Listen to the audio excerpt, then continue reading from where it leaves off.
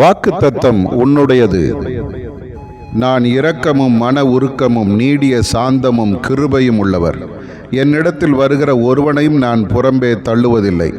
மனிதன் தன்னுடைய பாவத்தினாலே தேவ பிரசன்னத்தை இழந்தான், என்னோடு உள்ள ஐக்கியத்தை இழந்தான். அதன் காரணமாக பல பிரச்சனைகள், போராட்டங்களை சந்திக்க நேர்ந்தது. உதவிக்காக அங்கும் இங்கும் ஓடிக்கொண்டிருக்கிறான். உனக்கு அப்படி சூழ்நிலை இருக்குமானால் இன்றைக்கு என் உதவிகளை தர ஆயத்தமாயிருக்கிறேன். பழைய ஏற்பாட்டு காலத்தில் என் பிரசன்னத்தை காண வேண்டுமானால் பிரதான ஆசாரியன் மகா பரிசுத்த ஸ்தலத்தில் உடன்படிக்கை பெட்டிக்கு மேலே வைக்கப்பட்டுள்ள கிருபாசனத்தில் என்னுடைய மகிமையை காண்பான். ஆனால் அதுவும் மிகவும் பயத்தோடு தன்னை பரிசுத்தப்படுத்தி கொண்டு கிருபாசனத்திடத்தில் வருவான். தவறு நடந்தால் அவன் மரித்து போவான். ஆகவே கிருபாசனத்திடத்தில் வர சாதாரண மக்களால் கூடாது.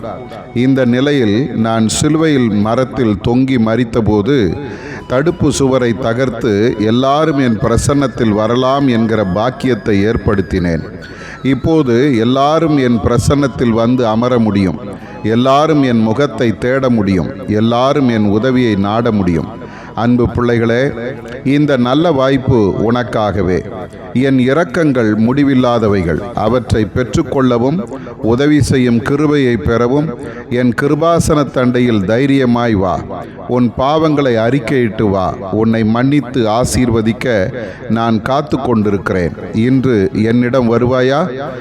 ஆதலால் நாம் இரக்கத்தை பெறவும் ஏற்ற சமயத்தில் சகாயம் செய்யும் கிருபையை அடையவும் தைரியமாய் கிருபாசன தண்டையிலே சேர கடவோம். எபிரெயர் 4:16.